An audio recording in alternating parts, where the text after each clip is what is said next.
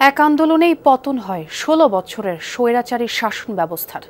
সরকার প্রধান সহ সংসদ সদস্য, স্পিকার, প্রধান বিচারপতি এমনকি জাতীয় মসজিদের খতিবও পালিয়ে যায় আন্দোলনের ব্যাপকতায়। পৃথিবীর ইতিহাসে কোনো রাজনৈতিক দলের এমন পরাজয় বিরল। ৩৬ দিনের টানা আন্দোলনে সহস্রাধিক মানুষের জীবনের বিনিময়ে প্রতিষ্ঠিত হয় বাংলাদেশ 2.0। ৫ আগস্টের ঘটনা প্রবাহ জানাচ্ছেন আহমেদ রেজা। নতুন ব্লেন্ডে আরো রিচ অ্যারোমায় সেলন ফ্যামিলি ব্লেন্ড টে। ২৪-এর ৫ আগস্ট ছাত্র জনতার গণঅভ্যুত্থানের ৩৬তম দিন, ৩৬ জুলাই। সকাল থেকে থমথমে ঢাকায় দুপুর ১১টার পর বাড়তে থাকে মানুষের ঢল। দুপুর গড়াতে এই ঢল পরিণত হয় জনসমুদ্রে। শুধু বাংলার ছাত্র আর রাজনীতিবিদেই সীমিত নয়, সমুদ্রের প্রতিটি বিন্দুর মতো লং মার্চ টু ঢাকা বাস্তবায়নে যোগ দেন মায়েরা, যারা এতদিন সন্তানের নিরাপত্তার জন্য পথ আগলে রেখেছিলেন। যোগ দেন বাবারা, যারা শাসন করে সন্তানকে ঘরে ফিরতে বলেছিলেন। যোগ দেন শহীদদের পরিবার, আত্মীয়, পরিচিত এবং সম্পূর্ণ অপরিচিত মানুষ। আছে নিরীহ ছাপোষা চাকরিজীবী, যারা চাকরি হারানোর ভয়ে মুখে তালা দিয়েছিলেন। তারাও ছাত্রদের সাথে আছে শিক্ষক শিক্ষিকারাও। চায়ের দোকানের পাশে হাঁটছে গার্মেন্টস মালিক। বাংলাদেশ আজ মুক্তি চায়, সেটা যে কোনো মূল্যে। স্বৈরাচার পতনের উদ্দেশ্যে সবাই হাঁটছে গণভবনের দিকে। গন্তব্যের বাকি ৪০ মিনিট, তারপরেই চূড়ান্ত কিছু একটা হবে। এমন পরিস্থিতিতে গণভবন ছেড়ে পালিয়ে যায় প্রবল পরাক্রমশালী তৎকালীন সরকার প্রধান, যিনি উদ্যত কণ্ঠে উচ্চারণ করেছিলেন, শেখ হাসিনা পালায় না। বোন শেখ রেহানাকে সাথে নিয়ে বিমান বাহিনীর MI-17 হেলিকপ্টারে প্রথমে গণভবন থেকে তখনকার বিমান বাহিনী ঘাঁটি বঙ্গবন্ধুতে, পরে সেখান থেকে C-130 জুলিয়েট হারকিউলিসে করে স্বজনসহ পালিয়ে যান ভারতের গাজিয়াবাদের হিন্দন বিমান ঘাঁটিতে। এরই মধ্যে গণমাধ্যমে খবর আসে দেশ ছেড়ে পালিয়েছে শেখ হাসিনা, পতন হয়েছে ১৬ বছরের স্বৈরাচারী সরকার ব্যবস্থার। কিন্তু পরিষ্কার কোনো ঘোষণা নেই। দুটায় সেনাপ্রধানের ভাষণ। সবার চোখ ছিল মোবাইলে বা টিভিতে।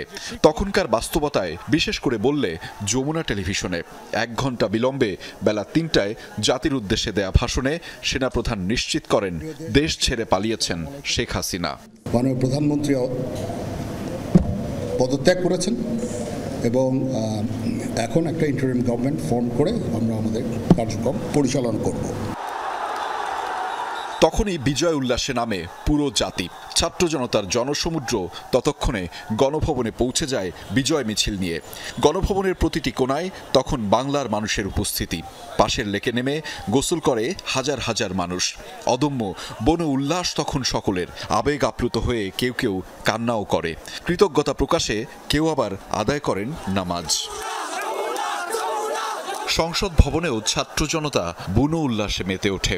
গণতন্ত্রকে ফিরে পাবার আনন্দেই যেন এমন উল্লাস, আনন্দ আর হাসি মুখ। প্রধানমন্ত্রীর কার্যালয়েরও নিয়ন্ত্রণ নেয় সাধারণ মানুষ। বৈঠক রুম, দরবার হল সহ প্রতিটি কক্ষে মানুষ প্রবেশ করে। এ সময় তারা কোটা বিরোধী আন্দোলনের নানা স্লোগান দেয়ালে লিখে দেন। অনেকে প্রধানমন্ত্রীর কার্যালয়ের ছাদে উঠে সেখানে দাঁড়িয়ে উচ্ছ্বাস প্রকাশ করেন।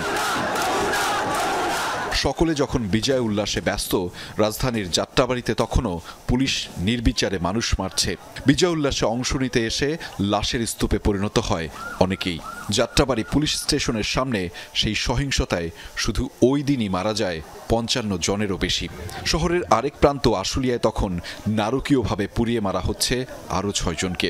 এদিন বিক্ষুব্ধ আন্দোলনকারী কয়েকটি থানায় হামলা, ভাঙচুর এবং আগুন দেয়।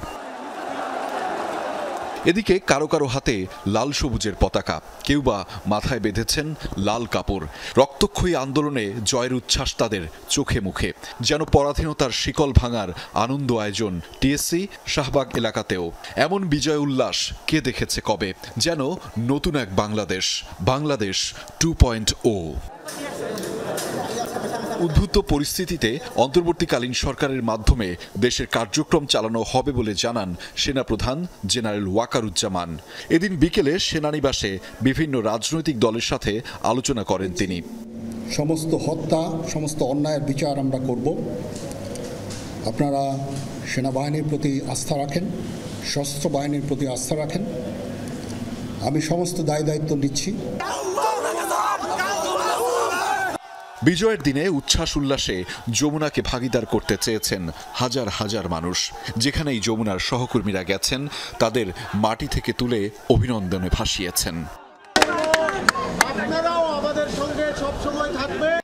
সন্ধ্যার পর অন্তর্বর্তীকালীন সরকার গঠন নিয়ে বঙ্গভবনে রাষ্ট্রপতির সাথে বৈঠক করেন সেনাপ্রধান ও বৈষম্য বিরোধী ছাত্র আন্দোলনের নেতারা। ছিলেন বিএনপি, জামাত সহ রাজনৈতিক দলগুলোর নেতারাও।